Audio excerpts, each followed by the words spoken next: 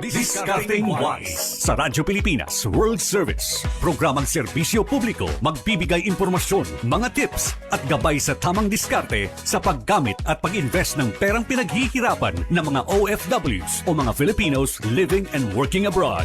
Alamin ang mga galawang Discarding Wise. Discarding Wise. Kasama sina Leo Magpayo, multi-awarded financial at market analyst Jonathan Jonas Ravelas. Panahon na para magsimula tungo sa financial independence para sa isang stable financial future para sa iyo at sa iyong pamilya. Kaya't halina't samahan natin sila Leo at Jonas sa Discarding Wise. Discarding Wise. Dito sa Radyo Pilipinas World Service.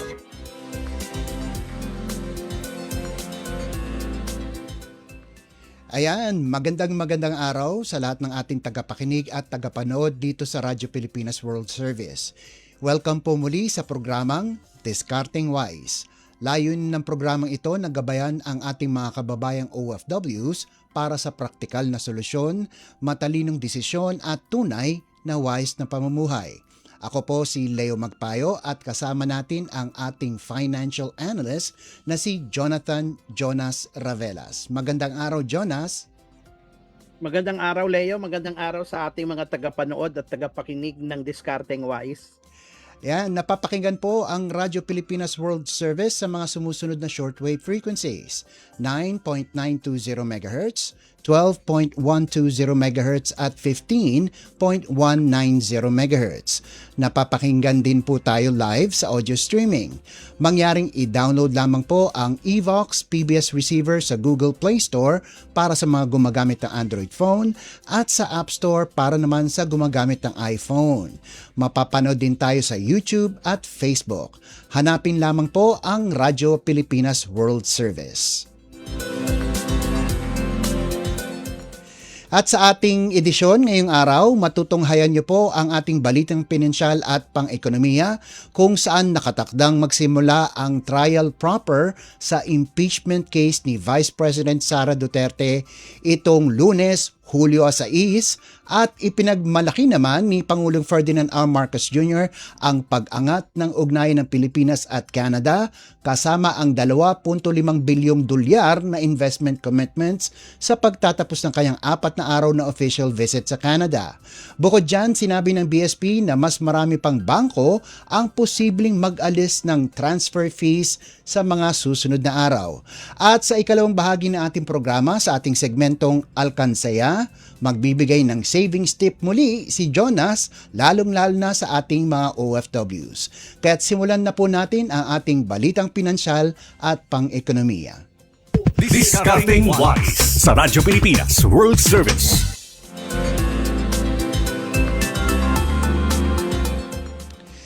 Unahin na muna natin to. Opisyal nang umangat ang Pilipinas sa Upper Middle Income Country o UMIC status matapos umabot sa $4,850 ang Gross National Income o GNI per capita noong 2025 ayon yan sa World Bank.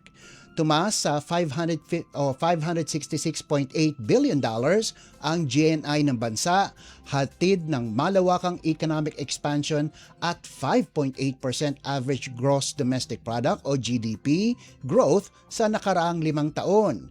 Gayunpaman, naungusan ng Vietnam ang Pilipinas na umabot sa $4,970 ang GNI per capita nito dahil sa export-driven growth na 7 to 8% noong 2024 hanggang 2025. Bumagal ang Philippine economy matapos ang 4.4% GDP dip noong 2024 na naapektuhan ng flood control corruption scandal na nagpahina sa consumption at investor confidence. Kasama ng Pilipinas sa mga bagong UMIC group ang Jordan, Micronesia at Sri Lanka habang umangat sa lower middle income status ang Togo. Sa bagong kategorya, inaasahang unti-unting mawawala ang access ng Pilipinas sa pinakamurang concessional loans mula sa World Bank, Asian Development Bank o ADB at Asian Infrastructure Investment Bank o AIIB. Jonas, ano ang pinakamalaking economic impact ng pag-angat ng Pilipinas sa upper middle income status? Well, unang-una, ito ay isang magandang senyales, no, na talagang kahit ano nangyari doon sa floodgate, nakikita pa rin ng mga ah, katulad ng World Bank na may progreso na nangyayari sa Pilipinas, no? Hindi lang kasi alam mo naman pag napag-usapan na yung floodgate, nakalimutan na lahat yung mga dating magagandang nangyari tulad ng Mhm. build more, no? Oo. So ngayon, ito ay isang malaking paghatak ng mga potential foreign direct investments papunta sa Pilipinas, no? Mm. Kaso tulad rin ng nasabi mo, it is a blessing and a curse. Mm. Kasi blessing siya na titingnan tayo lalo ng mga investors.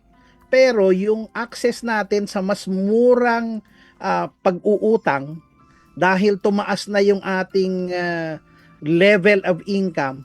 So mawawalan tayo doon sa access na medyo mura na binibigay ng mga institution na mga nabanggit mo tulad ng ADB, World Bank. Medyo mahal na kung uutang tayo sa kanila. Oo, yun lang, no? Oo. Oo. Direct, Pero ang isang ang mas maganda sana kung maramdaman ng bawat tao yung ganda nung yung pagtaas ng kita natin ng bawat isang tao. Ngunit sa ngayon hindi natin makita dahil dito sa sticky inflation, no? Ayun, so diretso na tayo, no? Nakatakdang magsimula ang trial proper sa impeachment case ni Vice President Sara Duterte ngayong Lunes, Hulyo 6, matapos kumpirmahin ng House Prosecution Panel na tapos na ang pre-trial proceedings. Natapos ang 5 araw na pre-trial conference noong Hunyo 25, kung saan namarka ang lahat ng documentary exhibits at naisumiti ng magkabilang panig ang kanilang stipulations at manifestations. Ayon kay lead prosecutor, Representative Gerville Luistro, malaking hakbang ang completion ng pre-trial para sa formal na presentasyon ng ebidensya at mga testigo. Hinihintay na lamang nila ang pre-trial order ng Senate Impeachment Court na magsisilbing gabay sa takbo ng trial. Mahigit 4,000 dokumento ang namarka, kabilang ang 2,000 records mula sa Office of the Vice President at 1,900 mula sa Department of Education, karamihan kaugnay ng confidential fund disbursements at alegasyon ng unexplained wealth. Sinabi ng prosecution na sinadya nilang tapusin ang pre-trial ng mabilis sa kabila ng procedural disputes upang maituloy agad ang pagdinig sa Senado. Jonas, ano ang posibleng epekto sa ekonomiya ng impeachment trial sa Vice Presidente? Unang-una, talagang ito ay political noise, no? Ito ay isang disruption, no? Hindi pa naman ito malaking problema kasi unang-una, nakita mo naman maganda yung mga developments ngayong nung huling linggo, no? Mm-hmm. So, ang nakikita ko diyan, ito ay isang ingay lamang, no? It's a political noise na sana umabot lang tayo dyan sa noise na yan. Sana huwag magtagal. Kumbaga, mas mabilis na malitis matapos yung impeachment trial and we can move forward. No? So, sana ganun ang mangyayari. Bakit? Kasi lalong magtatagal yan, lalong lalawak yung hidwaan ng mga Pilipino. So, kumbaga, para matapos na yan, para maituloy na natin yung mga medyo magagandang nangyayari ngayon. Pagpasok natin ng second half of the year, medyo maganda ang mga nangyayari. No? So sana magtuloy-tuloy. Maapektuhan kaya ang investor confidence habang tumatakbo ang proseso sa Senado? Tingin ko naman hindi. Dahil kahit yung mga rally na nakita natin, wala naman masyadong hindi naman yun nakaapekto sa galaw ng ating ekonomiya, no? So naka-disrupt lang siya ng traffic. Pero sana naman hindi ganun kalaki kaysa sa paghahanda natin na maayos ang seguridad ng impeachment trial, no? Hindi walang disruption, mas maganda. Ito ay isa ring magandang ehemplo pag nagawa ng mabuti, mas lalong kumbaga makikita ng international community na tayo ay fair. Kaya dapat pag natuloy itong impeachment trial. Yun, diretso na tayo dito no sa ikalawang storya natin. Ipinagmalaki ni Pangulong Ferdinand R. Marcos Jr. ang pag-angat ng ugnayan ng Pilipinas at Canada kasama ang $2.5 billion na investment commitments sa pagtatapos ng kanyang 4 na araw na official visit sa Canada. Bago umuwi ng Maynila, sinabi ng Pangulo na naging productive ang biyahe na nagbukas ng bagong yugto sa relasyon ng dalawang bansa sa pamamagitan ng pagsisimula ng kanilang strategic partnership at mas matibay na kumpiyansa ng mga Canadian investor sa Pilipinas. Ayon sa Pangulo, ang kanyang pakikipagpulong kay Canadian Prime Minister Mark Carney at sa mga pangunahing economic players ay naglatag ng mas malawak na kooperasyon sa security, trade, investment, energy at iba pang priority sectors. Sa ekonomiya, nagresulta ang mga pulong sa $2.5 billion na investment commitments mula sa Canadian business leaders na sasaklaw sa mining, critical minerals, energy, services at IT BPM. Git ng Pangulo, pinatitibay nito ang posisyon ng Pilipinas bilang competitive investment destination at reliable partner para sa mga negosyong gustong palawakin ang presensya sa Indo-Pacific. Jonas, paano makakatulong ang bagong strategic partnership sa pag-angat ng trade, trabaho at foreign investment sa Pilipinas? Well, unang-una, ang isa sa mga tulad ng Canada, no, ang isa sa mga pinagkukunan nila ng negosyo is mining. So marami tayong natural resources and isa talaga sa magandang balita yan kasi ang mining isa sa mga tinatawag nating potential pillars na saan natin pagkukunan yung dollars. Kung matatandaan mo, medyo nagkaroon lang tayo ng konting kumbaga pag-aayos nung panahon ni Pangulong Duterte, no, dahil binan yung open mining yung open pit mining, no. So ngayon kung ikaklaro ng ating pamahalaan ang mga guidelines, ito makakatulong, no. Lalo na ngayon na talagang ang mga commodity prices ay medyo mataas. Talagang malaking benepisyo yan sa atin. At the same time, it will generate jobs. And hindi lang yan, kumbaga kung ano may ngayon nabanggit mo, but isa yan sa pwedeng makatulong din sa tourism and hospitality. No? Kasi syempre, mas maganda ang ating relation, so pwedeng turismo ang isa sa mga maging benefit. At the same time, pwede rin mag-open yan ng manufacturing. So, kumbaga, ito yung mga gusto natin ma-unlock na hindi lang tayo doon sa OFW, BPO, na medyo nanganganib dyan sa AI. So, maganda sana kung itong bagong strategic partnership natin sa Canada will yield tourism, will yield manufacturing, at saka yung mining.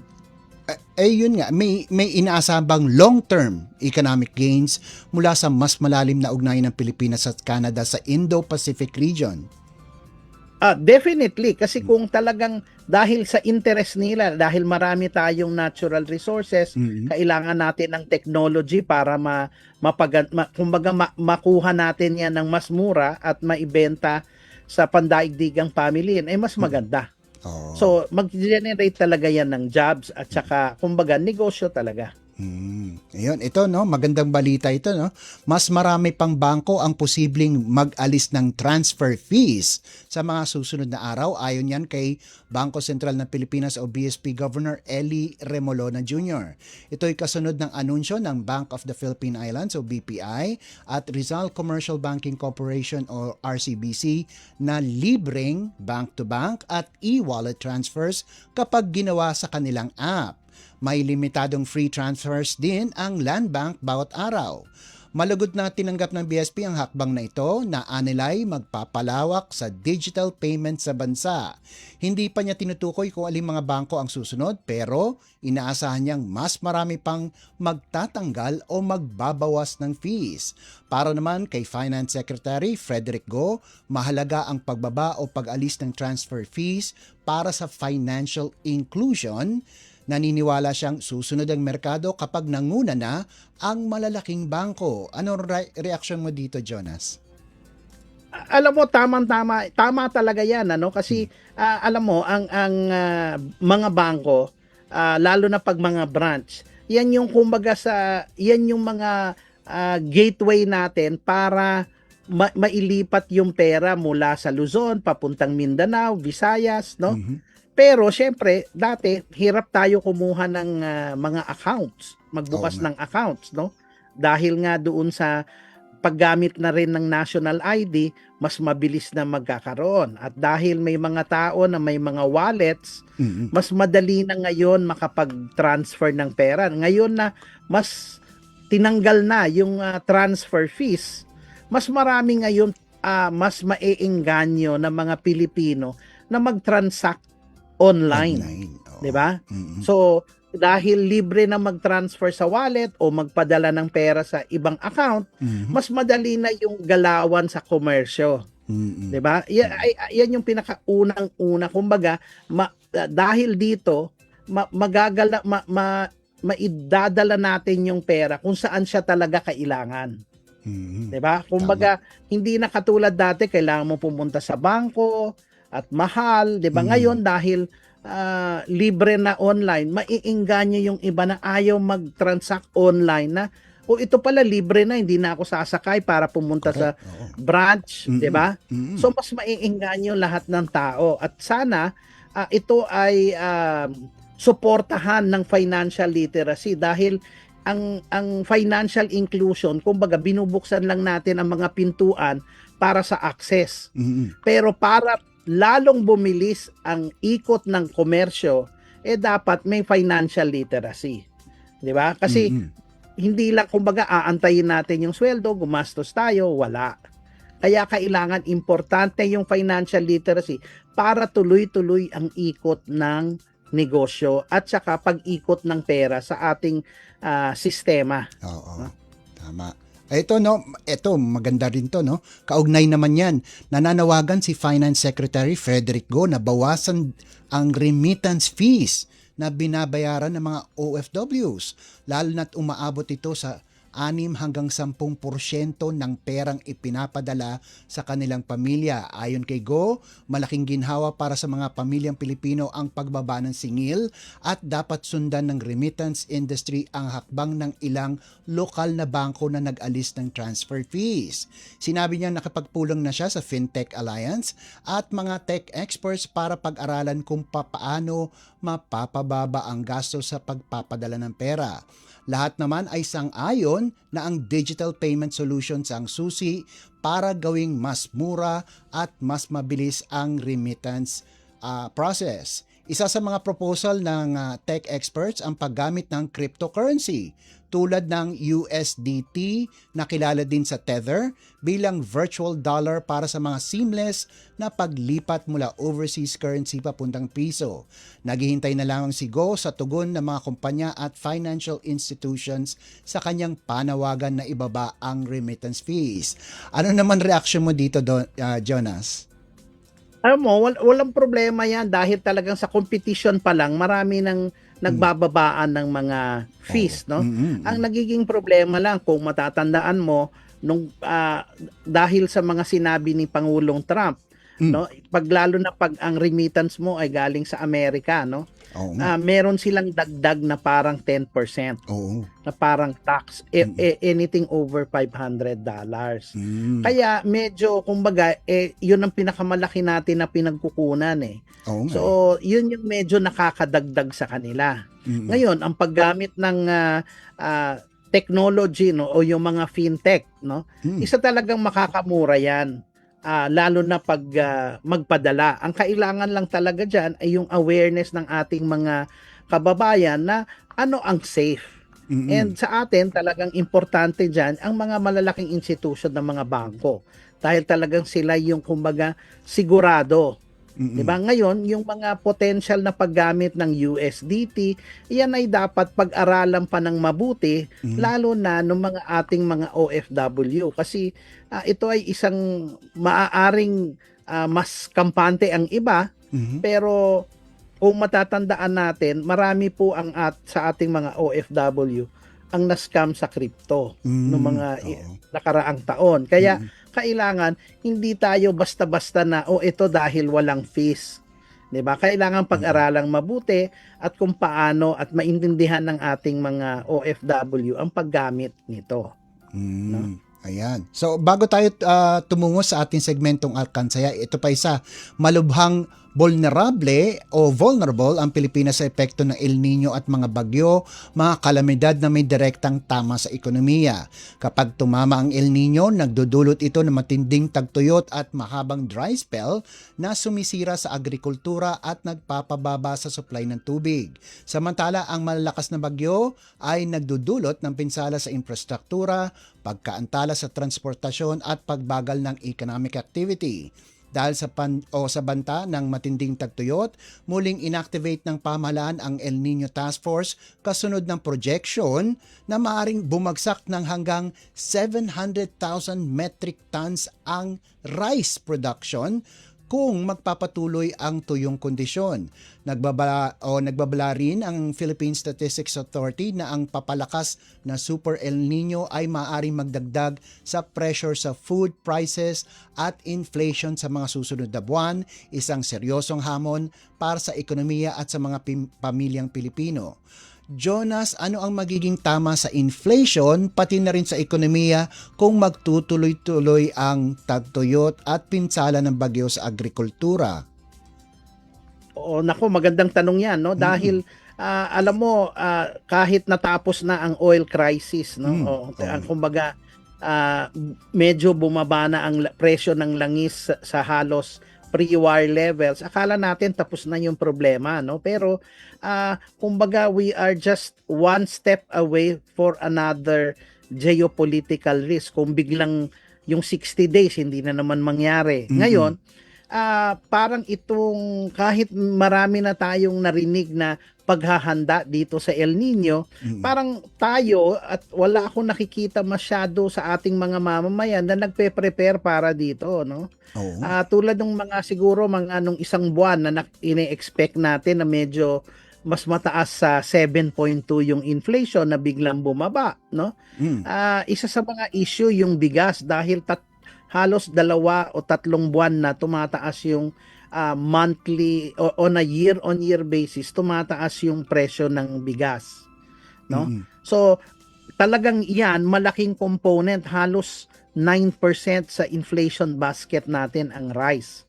Kaya pag gumalaw ang presyo ng bigas, talagang tataas din yung inflation. Kaya nagbabatsa na pwedeng humina panandalian ang inflation, posibleng 6.5, pero papunta ng fourth quarter ng ating kasalukuyang taon, pwede pa tayong bumalik sa mga 7.2, 7.3. Dahil nga sa banta ng inflation, banta ng El Nino na ito, no? Ngayon, hindi lang pag-uusapan natin dito yung impact ng bigas, no? Na sabi ko nga malaking component, 9%.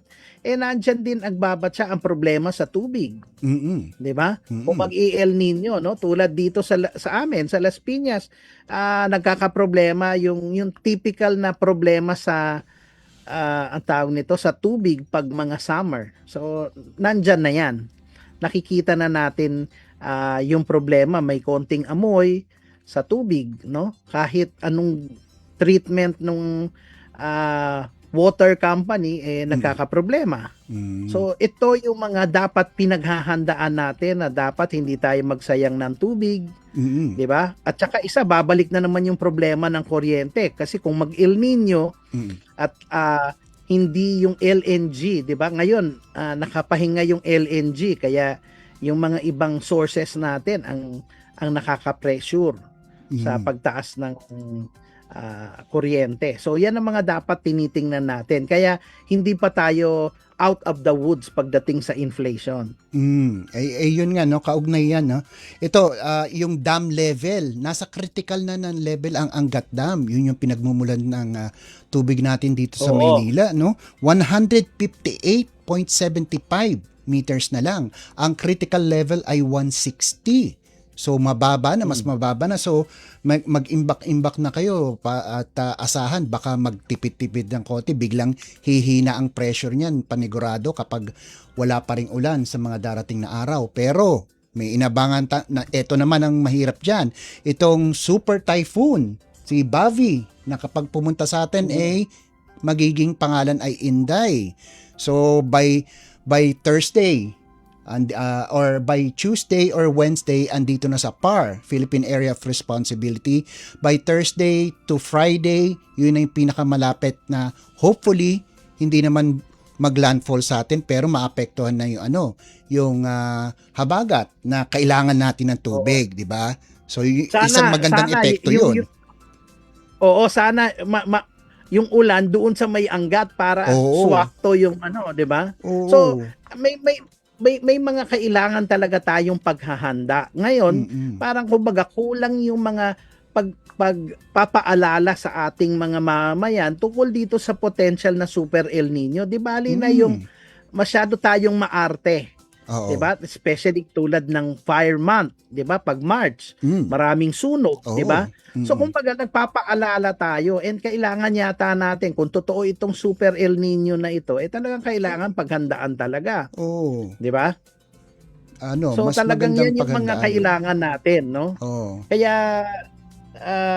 yan yung mga kumbaga kailangan natin paghandaan. Kumbaga, better be prepared than sorry. Okay. Tama, 'di ba? Diretso na tayo sa ating segmentong Alkansaya. So magbibigay si Jonas ng ilang tip or savings tip para sa ating mga OFWs. Sige, Jonas. Oo. So unang-una talaga, ito yung pinakamaganda, yung rainy day fund. Meron tayong emergency fund na tinagamit natin pag may mga emergency, 6 to 1 year na sweldo. Ito namang rainy day fund. Ito yung kumbaga may mga kailangan lang tayo na pang-augment, no? Kung mga barya-barya nyo dyan na kumbaga kung meron kayong budget kada araw, tulad ako, kung ang budget ko sa sarili ko 500, may sukle, ilalagay ko sa isang lalagyan yan.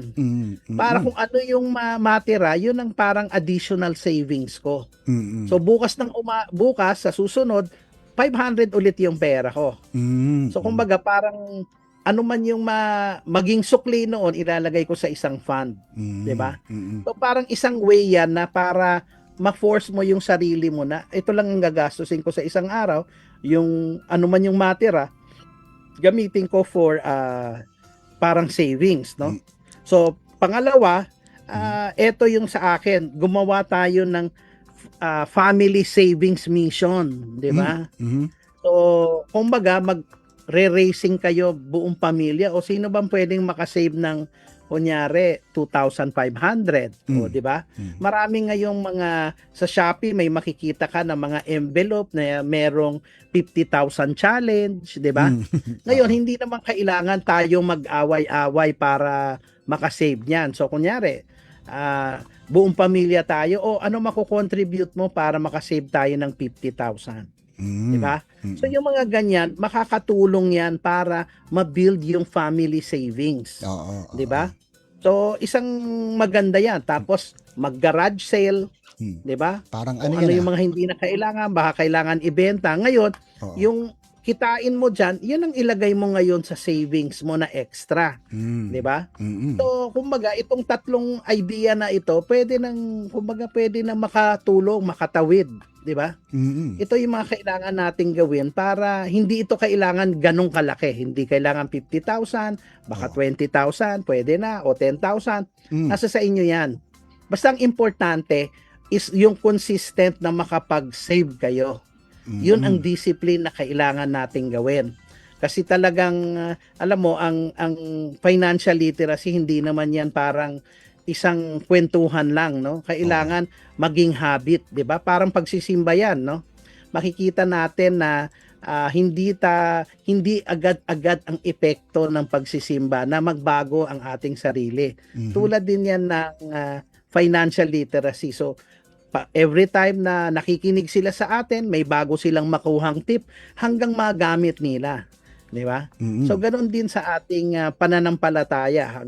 hanggang ma-internalize natin kung ano yung mangyayari at ano yung mga sinabi sa Biblia, may isa puso natin. So tulad ng financial literacy, kung magawa natin lagi, makakatulong yan sa savings at susunod yan papunta na ng investments. Yun. Gandang ano yun ha. Meron lang ako naisip kung sa family parang ano siya, whole of family approach. Yan. Bagong ano Oo. yan ha. Oo, tama. Oo, di ba? Kunyari, may objective kayo. Gusto niyo ng mas malaking TV. Di yung buong pamilya ang mag-ano. No matter how small, basta't maitabi yan, pagdating ng oras, andyan na yung pera, o di bilhin nyo na yung TV, di ba? Yung para sa lahat, di ba? Tama yan. Kasi yung whole family approach na sinasabi mo, kasi yan ang problema. Majority sa atin, yung mga nagtatrabaho, yun lang ang nagpa-financial literacy. So, kailangan talaga lahat. Kaya nga, di ba, parang kumbaga, the family that prays together stays together. Yes. So, the family that saves together becomes wealthier. Yeah. So, di ba? Parang ganon. Ayun. Okay. Ay, bago tayo magpaalam, maraming salamat muna kay Sean Kyle Flores na nakikinig mula sa Angeles City, Pampanga. So, napapakinggan po ang Radyo Pilipinas World Service sa mga sumusunod na shortwave frequencies: 9.920 MHz, 12.120 MHz at 15.190 MHz.